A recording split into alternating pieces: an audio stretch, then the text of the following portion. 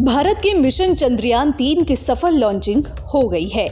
आंध्र प्रदेश के Sriharikota space centre से चंद्रयान-3 को शुक्रवार 14 जुलाई को दोपहर 2:35 पर लॉन्च किया गया। LVM-3 ने चंद्रयान-3 को पृथ्वी के चारों ओर सटीक रूप से स्थापित कर दिया है और अब पृथ्वी की कक्षा के बाद धीरे धीरे चंद्रमा की ओर आगे बढ़ेगा और अब सैटेलाइट को चांद तक पहुंचने में करीब 42 दिन लगेंगे। आपको बता दें कि अगर चंद्रयान-3 का लैंडर चांद पर उतरने में सफल होता है तो भारत ऐसा करने वाला दुनिया का चौथा देश बन जाएगा। इससे पहले अमेरिका, रूस और चीन चांद पर अपना स्पेसक्राफ्ट उतार चुके हैं। फिलहाल रूस ने भी अपना मून लैंडर मिशन स्थगित कर दिया है। इससे पहले साल 2022 में भी रूस का मिशन तकनीकी खराबी की वजह से टल गया था और ऐसे में भारत के चंद्रयान-3 के पास रूस से पहले चांद पर उतरने का मौका है।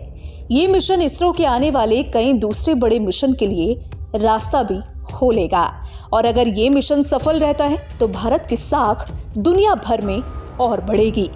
चंद्रयान-3 को चांद तक पहुंचने के लिए 3.84 लाख किलोमीटर की दूरी तय करनी है। अंतरिक्ष यान द्वारा ले जाए गए लैंडर के 23 या 24 अगस्त को चंद्रमा पर सॉफ्ट लैंडिंग करने की उम्मीद है और तय तारीख तक लैंडर मॉड्यूल चंद्रमा के दक्षिणी ध्रुव क्षेत्र पर सॉफ्ट लैंडिंग के लिए उतरना शुरू कर देगा। हालांकि दक्षिणी ध्रुव पर लैंडर उतारने वाला भारत पहला देश होगा।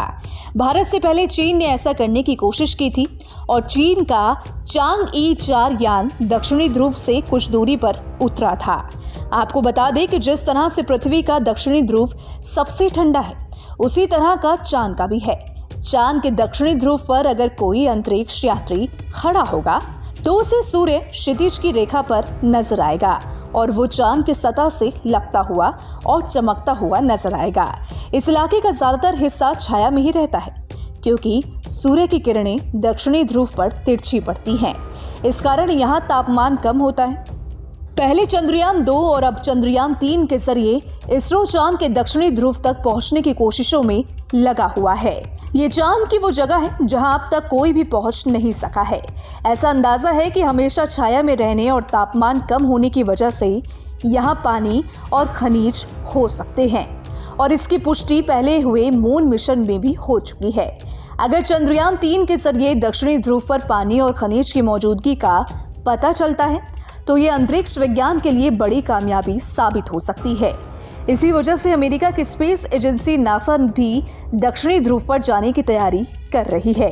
साल 2019 में नासा की एक रिपोर्ट आई थी और इसमें कहा गया था कि चांद के संदेखे हिस्से पर पानी होने की संभावनाओं के कारण ही यहाँ अंतरिक्ष यात्री भेजे जाएंगे।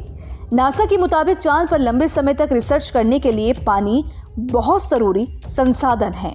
इसके साथ ही इस हिस्से पर और भी प्राकृतिक संसाधन होने की संभावना जताई गई है। Bureau report, team news nation.